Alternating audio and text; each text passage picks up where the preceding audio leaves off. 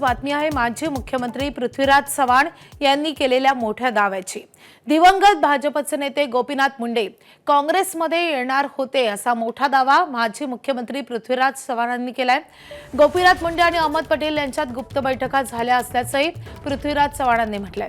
तर सोनिया गांधींनी प्रवेशाला परवानगी दिली, मात्र तत्कालीन पंतप्रधान मनमोहन सिंह यांनी विरोधी पक्षातला खासदार आपल्याकडे घेऊन मंत्री करणार नाही अशी भूमिका घेतल्यानं प्रवेश झाला नाही अशी स्पष्टता पृथ्वीराज चव्हाणांनी दिली आहे। पृथ्वीराज चव्हाणांच्या या दाव्यामुळे राजकीय चर्चांना उधाण आलंय।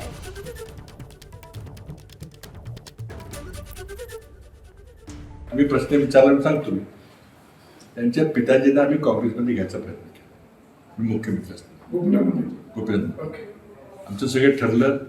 सोनिया गांधींची परवानगी घेतली, त्यांनी माझ्याकडे मत मागितलं की मला राजीनामा द्यावा लागेल, मला खासदारकीचा, मला मंत्री करा, कारण मला निवडणूक लढावी लागेल।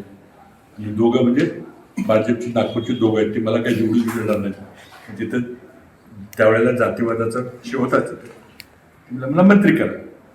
मी त्यांच्याशी बोलताना सांगितलं, म्हटलं काय हरकत नाही, म्हटलं कॅबिनेट मंत्री तर एकदम शक्य होईल, कारण ते म्हटलं राज्यमंत्री स्वतंत्र प्रभाग करता येईल। आता सगळं ठरलं, ते गुप्तपणे आले। मी महाराष्ट्र सदनात राहता एका हॉटेलमध्ये राहिलो, कोणाला कळू देतो। त्यावेळेला माणिकराव ठाकरे अध्यक्ष होते। आमचं सगळं ठरलं, रात्री गुप्त 2 वाजता बैठका झाल्या अहमद पटेलच्या, आमच्या मॅडमची परवानगी घेतली। आणि ते त्यावेळेला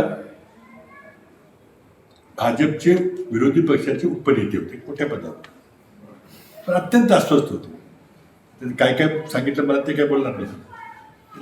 ते म्हटले मला दोघं मला निवडून विस्फोरात आहेत, कोण नागपूरमध्ये, म्हणून म्हटलं मला काहीतरी पद द्या। मी म्हटलं ठीक आहे। मी तेव्हा पंतप्रधान कार्यालयाचं राज्यमंत्री आधी होतो, नंतर मुख्यमंत्री होतो। हे मुख्यमंत्री असतानाची गोष्ट झालं। मी नंतर मनमोहन सिंग यांना भेटायला गेलो, तर माझी आयुष्यातली राजकीय सर्वात मोठी चूक झाली ती की मी पंतप्रधान न विचारता सोनिया गांधींना विचारून हो म्हटलं, चला जमेल। पंतप्रधानांना बोलवलं, म्हटले तू हे परस्पर त्यांना आश्वासन दिले का? लगेच लक्षात आलं, म्हटलं हो नाही, मी मॅडमला विचारलं, तुम्हाला विचारायचं चुकत आहे। तर म्हटले एका भाजपच्या सत्ताधारी विरोधी पक्ष गटनेत्याला आपल्या पक्षात घेऊन त्याला मंत्री केलं, ती लाच दिल्यासारखे मी बिलकुल करणार नाही। पहिल्यांदा ते माझ्यावर रागवले, मला डोक्याला मी हात लावला, म्हटलं काय किती मोठी चूक आहे।